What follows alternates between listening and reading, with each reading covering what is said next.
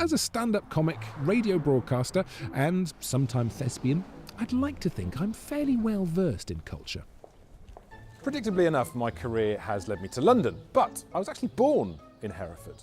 So I'm really looking forward to seeing what a city I knew so well when I was younger has to offer. Being UK City of Culture is a big deal. Just look at all the attention that Hull, the current holder of the title, has had recently. Initial bids from interested cities aren't submitted until April, so Hereford and the other cities across the UK are still working out exactly what they can offer. But it is time to get going. When I first heard Hereford was bidding, I immediately thought of the cathedral, the famous choir, and the Mappa Mundi. I mean, that's a pretty hefty dose of culture right there. But I've got a feeling there might be a bit more to Hereford's bid. My first stop is the Courtyard. The city's principal arts venue hosts all manner of theatre, exhibitions and performances. And it's also one of the first ever dementia-friendly arts venues in the UK. Roger Morgan is on the board here. He's also the lead on the Hereford City of Culture bid, and he thinks they have got a good chance. Well, Hereford is, I think, a unique place in that for 500 years it was one of the 10 largest towns in the country. And it has a huge amount of heritage, lots of things to see and do, and of course beautiful countryside. And that might be Hereford's unique selling point. Most of the other towns have been, those that have been awarded City of Culture have always been large urban towns. Most of the other towns that have declared their interest so far are also large urban towns. The bid from Hereford is unique. We are a small rural city. With a population of just under 60,000, he's not wrong. But as we all know, size doesn't matter. But what does matter is the future. So, I've come to Hereford College of Arts to hang out with the youth of today. In fact, some of the students here have actually been enlisted to help come up with ideas for the bid, which is great. It was incredibly important to involve students and other young people right from the beginning, right at the heart of developing ideas, because this bid is all about their futures. It's their lives that are going to be transformed. And as you can see, they're kind of fizzing with energy and ideas. We wanted to capture that because that's what's going to lead to success. And you know, win or lose, this is having an amazing kind of creative catalyst effect for them. What would this mean for young people in Hereford if you win the bid? I think it would be really lovely for them to know that this city that they're growing up in and that they're starting their careers as artists and everything, that they are allowed to stay here, that there's a big enough scene that will grow here, that we can do everything we want, but we can stay close to home. Because I know Hereford's really important to a lot of people, and it'll be nice to know we don't have to go anywhere to do anything. We can do everything here. Well, there's probably enough time for me to make myself a little souvenir. Tea. My name is Tom, so that's going to work pretty well. Pretty well. Yeah, there we are. There's some serious art right there. Turner Prize, give me a call. One of the things the judges will be looking for is regeneration opportunities. But I've got to be honest, Hereford looks in pretty good nick.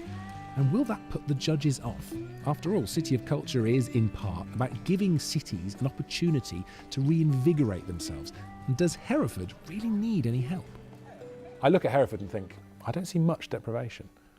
Well, you have to scratch below the surface to find it. Herefordshire has the lowest wage economy in the country. And because of that, it has a housing difficulty in that people can't afford mortgages. So Herefordshire is also in the bottom 10% for housing deprivation across the country. And that's one of the things we feel as a Hereford bid, is that if we are successful, we can demonstrate how arts and culture can boost the life of everybody in that rural situation. Another problem Hereford might have to overcome is proving to people that it's a diverse community. As ever, there's some debate about what that word really means. But to put it bluntly, you don't see many non-white faces on the streets. So you could argue that cultural influences on the city are limited, especially when compared to other cities in the West Midlands. Well, actually, Herefordshire is a very diverse population. It may not be so visible, but we have agricultural workers from Eastern Europe. We have historically a very large Portuguese population. They called us turnpike dwellers and gypsies. Perhaps surprisingly, Herefordshire also has a large traveller community.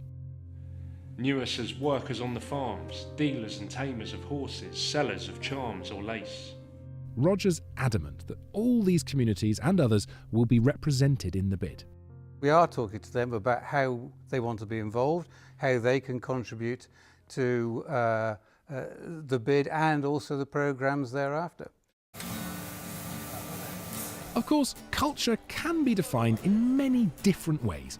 It can be about the architecture of a region, the people, the places, the accents, or even the food and drink. Of course, Herefordshire beef is world-renowned. But arguably even more of a delicacy around these parts is cider. I'm here to meet someone with a fantastic moustache and an even better job title. Now, this man is known as the ciderologist, although his real name is Gabe. He'll know why Hereford's so good for cider. It has for centuries been the focal point of cider making within the UK. The history, the heritage, the traditions of old apple varieties and old cider making processes can be rooted to various points within the county. And that is still a really important part of Hereford today. Within the city, there's the world's largest cider maker. And in the surrounding areas, you've got more orchards than any other county in the country has, and it's all down to cider. So how does all this fit in with the bid for Hereford to be the City of Culture in 2021? I like to call cider making, when it's done well, the confluence of art, science and nature, because it is harnessing and playing and working with all those three aspects. And that, for me, that's what constitutes a real cultural identity for the county. Well, that all makes sense. Let's hope there are some thirsty judges when the time comes. Speaking of which, I'd better have a little taste, just to be polite. Cheers first. All right, cheers. Cheers. Cheers, guys. Cheers.